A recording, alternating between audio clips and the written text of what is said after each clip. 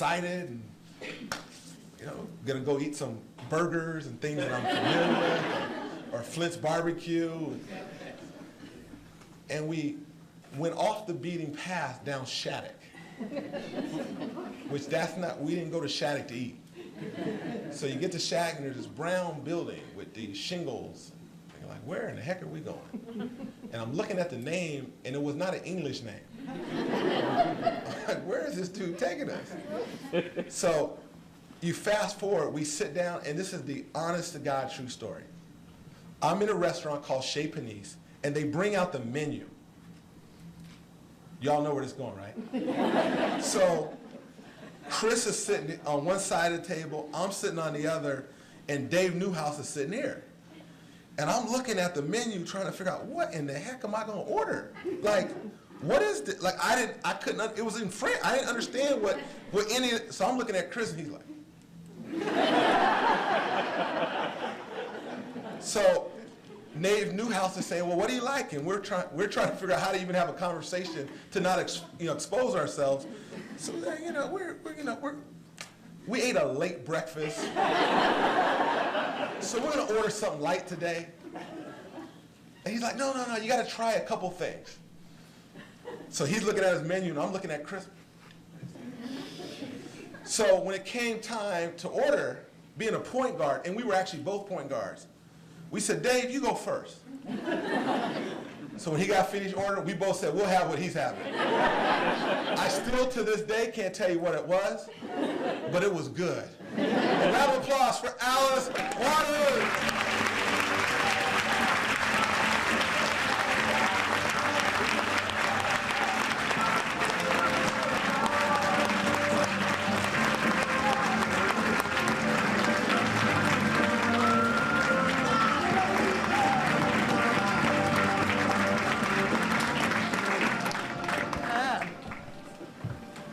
What a beautiful introduction.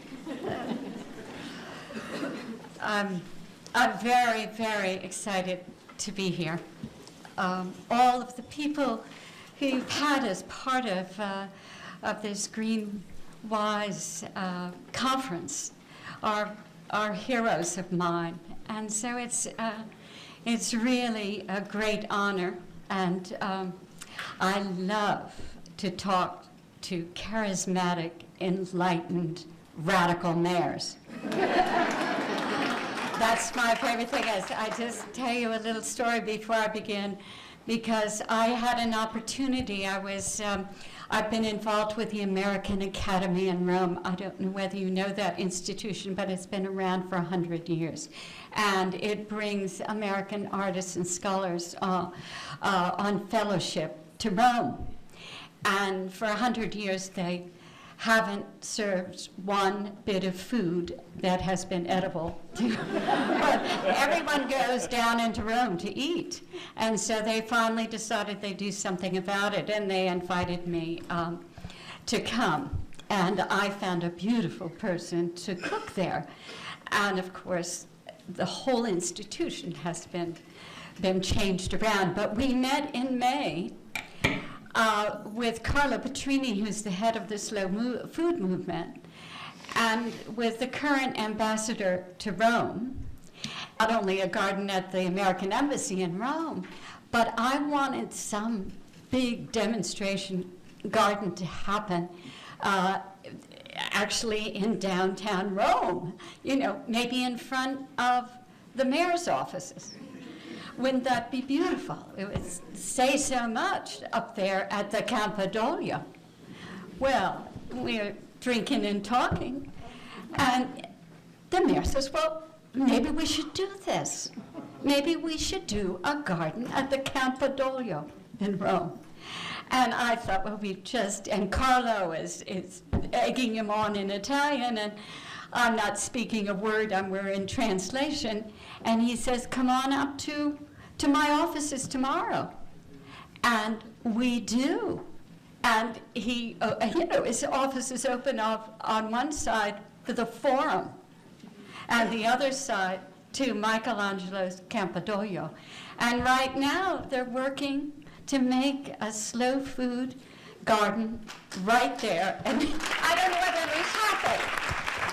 Yes, I hear the Italians talk very big, but when it comes to really doing it, they don't get around to it as quickly as I think you probably will do here in Sacramento. But it was very, very exciting to have that kind of possibility of a mayor gathering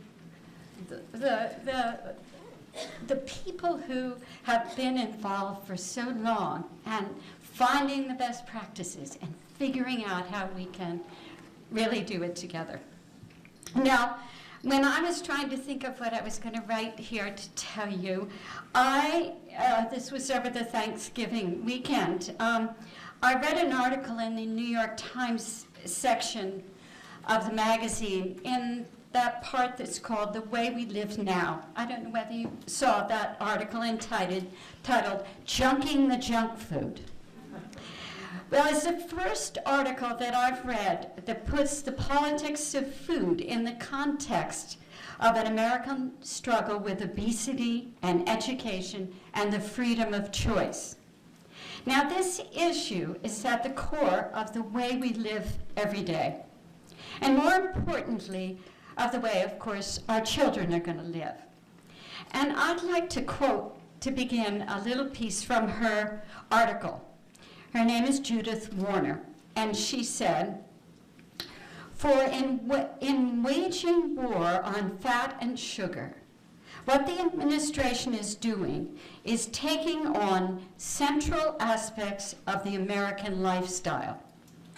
Eating too much, indiscriminately, anywhere, at any time, in response to any and all stimuli, is as central to our freewheeling, mavericky way of being as car cup holders and drive-thrus. You can't change specific eating behavior without addressing that way of life, without changing our culture of food. You need to present healthful eating as a new, desirable, freely chosen expression of the American way," unquote. Now, it seems to me that this understanding of food culture leads directly to a green solution, an edible education. After all, our public schools are really our last truly democratic institution. Every child goes to school. Think about that. It's very important. Every child can be touched in the public school system.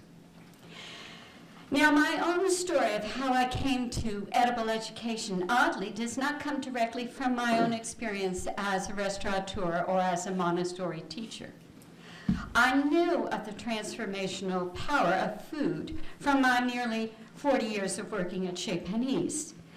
And I also knew about the benefits of experiential learning from my time as a teacher before that. But it was my experience in prison that taught me the importance of growing food for and in a public institution. In prison, I was called by my friend Catherine Sneed 20 years ago. She was running a program called the Garden Project at the San Francisco County Jail. She asked me whether I would buy vegetables from the garden plot she was growing with the inmates on the prison grounds. And of course, I said I'd love to if they were really great. Well, she had one condition. She said, "You have to come and visit." And I didn't want to go.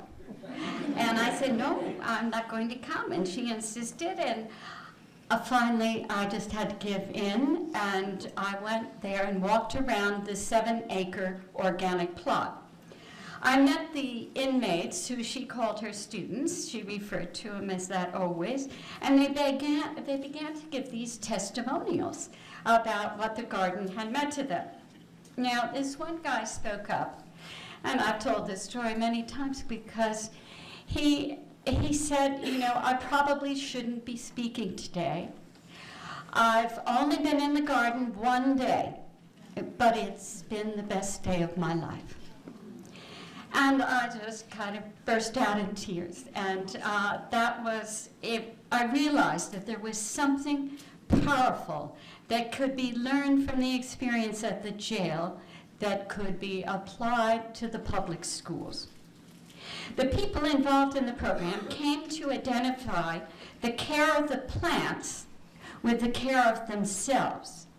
And when the prison community began to offer the food to the homeless centers, they made an important contribution to the society and ultimately to themselves.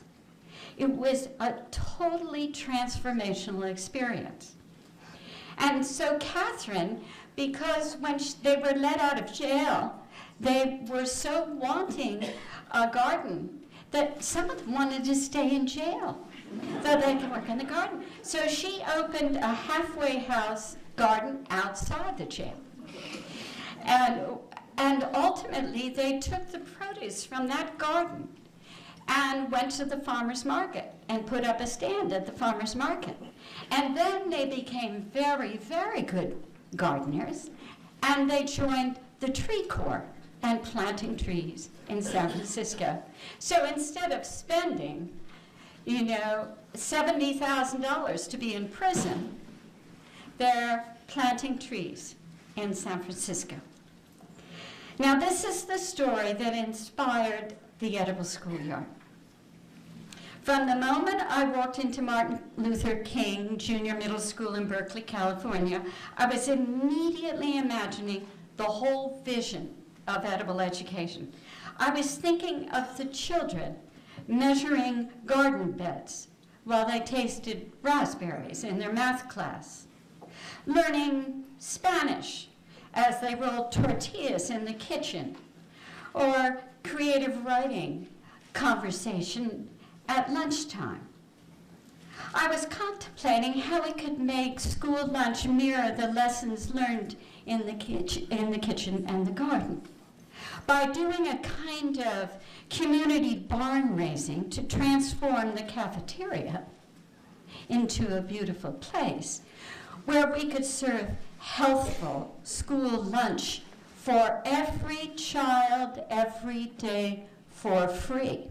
That's what I wanted to do from day one, and that was 15 years ago. From the beginning, I wanted to rethink entirely the way local farm communities could be engaged with public schools and how eating could sort of weave its way through the entire curriculum. So here we are, really 15 years later. And this fall, UC Berkeley Center for the Weight and Health released an evaluation report on the Edible Schoolyard program after studying it for 3 years. It pointed to a dramatic shift in the children's attitudes and behavior towards healthy food. Well, I was really not surprised at all by the findings because I've always thought this was just plain common sense. But I have to admit that I had a feeling of validation. The report has allowed us to back up our approach with empirical data and speak to a whole new group of audiences. It's prompted me not to think narrowly. Now, I never have done that. I've never, but in the very biggest way, with the mind that we could propose, I hope, my green stimulus plan. Now you can begin writing. To conceptualize this, let's look backwards to the 1960s for a moment. In the 60s, concerns about fitness of U.S. citizens, especially the young, attracted national attention. Several trends and developments in the country lay at the root of the anxiety. The nation's economy had changed dramatically, and with it changed the nature of work and recreation. People were beginning to confront a new image of themselves and their country, and they didn't like always what they saw. Much like